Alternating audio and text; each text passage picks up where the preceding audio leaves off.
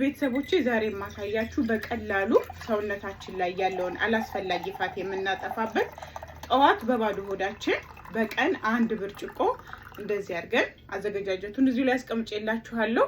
እንደዚህ አድርጋችሁ ሰርታችሁ አስቀምጣችሁ በቀን 1 ብርጭቆ ጠዋት ከምግብ በፊት ብትጠቀሙ በጣም የሚገርም የሰውነት ለውጥ ስፔሻሊ ቦርጭ የሚያስቸግራችሁ ቦርጭ ደህና ሰንብት በቀላሉ ደህና ሰንብት ማለት እንችላለን። ጠዋት 1 ብርጭቆ ተጠቀሙ፣ ትወዱታላችሁ።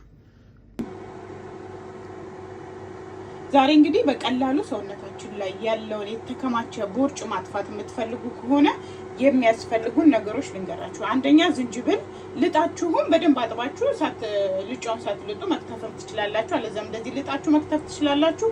2 ሎሚ፣ ይሄ የቅርንፉድ ልጫውን ፓውደሩን መጠቀም ትችላላችሁ። ከዛ የሚያስፈልገን ብላክ ፔፐር ወይም የቁንዶ በርበሬ ነው የሚባለው፣ ብላክ ፔፐር ኦር ቁንዶ በርበሬ ማለት ነው። ሶ ምንድነው የምናደርገው ውዶቼ፣ ቀጥታ 2 ሊትር የሚሆን ብርጭቆ 2 ጆግ የሚሆን ውሃ አዘጋጅቻለሁ። ሎሚውን እንደዚህ እየጨመርኩ ከተዋለሁ። ሎሚውን እንደዚህ እየጨመቃችሁ ከተቱት። ከዛ ለ10 ለ15 ደቂቃ በደንብ እናንተ ከተከዋለን። ሎሚውን በደንብ ጨምቃችሁ ከተቱት። ኦኬ፣ ከነልጭው ሎሚ በደንብ መታጠቡን ሹር ሆኖ ከዛ ምንድነው የማደርገው ዝንጅብሌን ቅርንፉዴን እጨምራለሁ።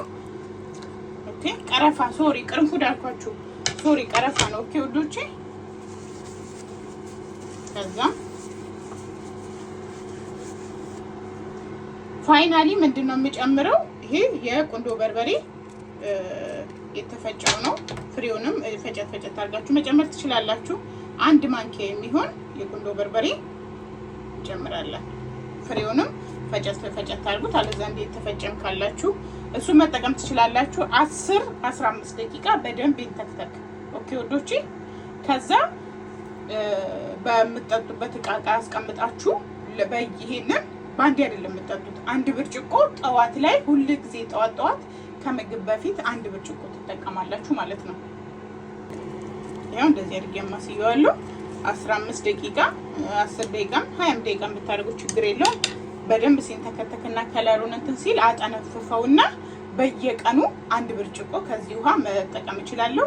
እስከፈለጋችሁ ቀን ድረስ ፍሪጅ መቀመጥ ይችላል። ለምን በደንብ ስለተንተከተከ። በነገራችን ላይ ሰውነታችን ላይ ያለውን ፋት ወይም ቦርጭ ከማስወገዱ በተጨማሪ በጣም ለጤናችን ዘርፈ ብዙ ጥቅም፣ ለቆዳችን ጥራት፣ ለሰውነታችን ላይ ሆዳችን የሚነፋው ሆድ ሰውነታችን የሚያብጠው በጣም ዘርፈ ብዙ ጥቅም ስላለው ተጠቀሙበት፣ ትወዱታላችሁ።